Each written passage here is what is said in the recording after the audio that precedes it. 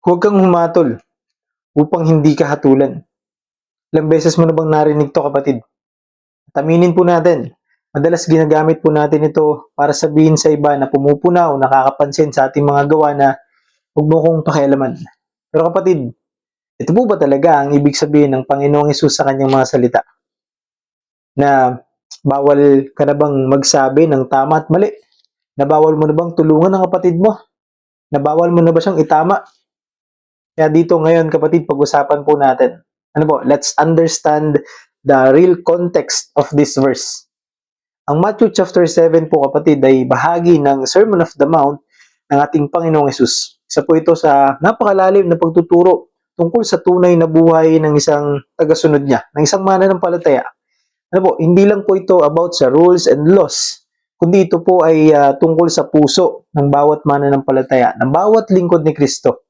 At dito po sa Matthew chapter 7 verse 1 to 3 ay tinuturo ng ating Panginoong Hesus ang tungkol sa paghatol sa kapwa. Basahin po natin, kapatid. Matthew chapter 7 verse 1, huwag kayong humatol nang kayo'y di hatulan.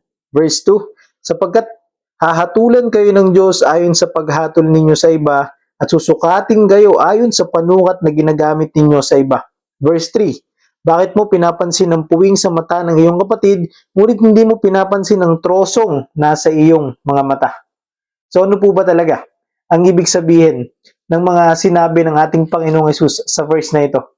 Ano po ang katotohanan at ano po ang mensahe ng ating Panginoon sa mga salita niyang ito tungkol sa paghatol sa kapwa? Ano po? Napakalalim ito, kapatid. Una, hindi po ipinagbabawal ang tamang paghatol, kundi ang mapagkunwaring paghatol. Hindi po sinasabi ng Panginoong Hesus na bawal po nating kilalanin ang tama at mali.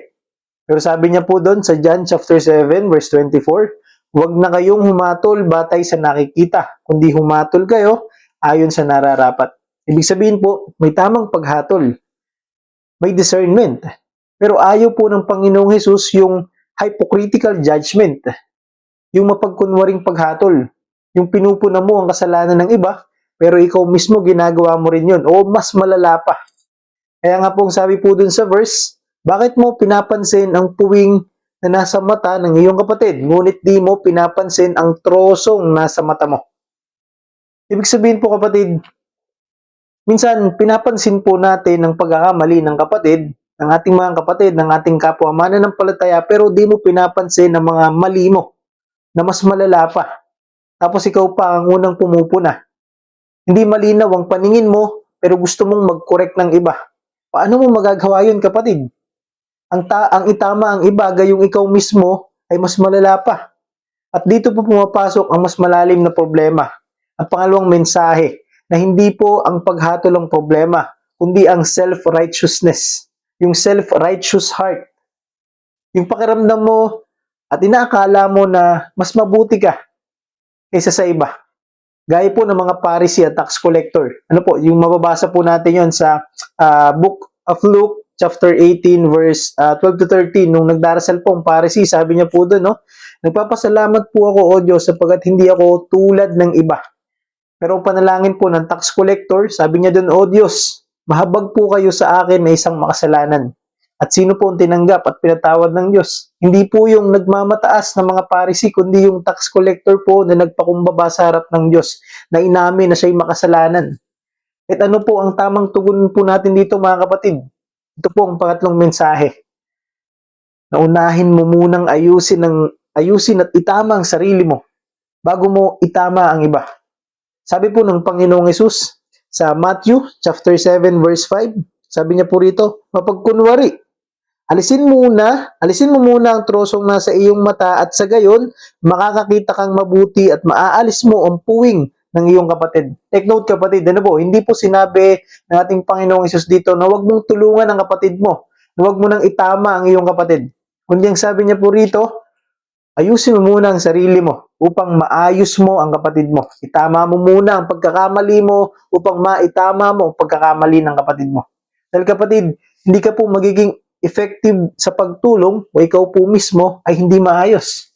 O ikaw po mismo ay nasa sa mali. At ito po ang puso ng mensahe rito.